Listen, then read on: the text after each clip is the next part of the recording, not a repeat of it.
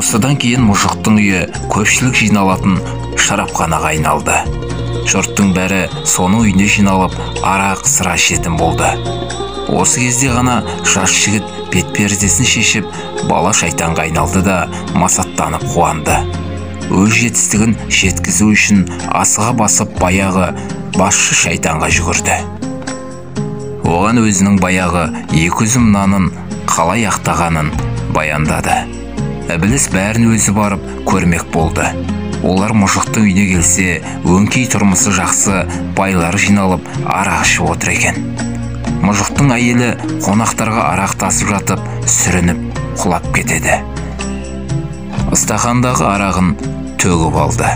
Мұны көрген күйеуі әйеліне: «Ей ақмақ, сен не жуынды тасып жүрмедің? Көзіңе қарамайсың ба? Бар байлықты жерге төктің ғой», деп айғайлады. Бала шайтан Ібілістің шынтағынан түртіп қалып: «Қара, бұрын ол 200 нанның өзін садақа дейтін.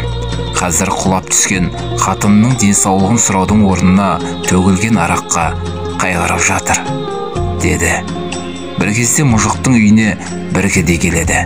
Жан-жағына қараса, жұрт арақ ішіп отыр екен. Кедей бір өзім нан сұрады. Мұжық оған: «Мен сенің жарылқаушың емеспін, жоғал», деді.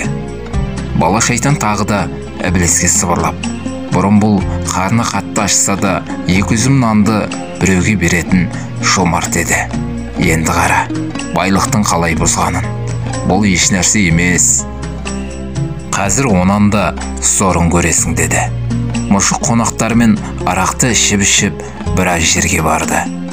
Бір-бірін өтірік мақтай бастады. Ібіліс риза болып, өтірік айтылса жаным кіреді. Осылай түлкіге ұқсап, жылмаңдап, бір-бірін алдай берсе, әрі қарай азғыру жеңіл емес пе, деді. Бала шайтан тағы да жымиып, кішкене күте тұр. Қазір бұлар біз араласпай-ақ бірін-бірі түтіп жейді.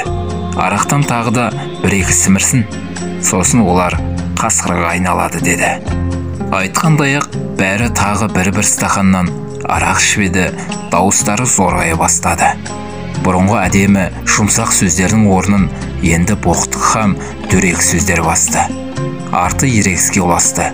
Бір-бірінің жағасына жармасып, төбелесе бастады. Қонақтарын ажыратпақ болған мұжықтың өзінде сабап тастады. Ібіліс одан сайын риза болып қолын шапалақтады да: «Ие, бұлардың төбелескені жақсы, құмарым бір қандау», деп шықылықтай бастап еді. Бала шайтан: «Тоқтай тұр, бұл әлі ештеңе емес. Қазір олар татуласып, тағы бір стакан ішсін, сосын қызық басталады», деді. Үйдегілер төбелесті тоқтатып, дастарханға отырып татуласқандай болды. Сол татулық үшін деп 3-ші стақанды төңкеріп еді, естерінен толық айырылды. Әбден босаңсып, біреуі жылады, біреуі айғайлады. Бір-бірін тыңдайтын шамалары болмады. Содан сүрініп қабынып сыртқа шықты. Далада батпақ екен. Әбден масайған қонақтар орнында тұра алмай аунай бастады.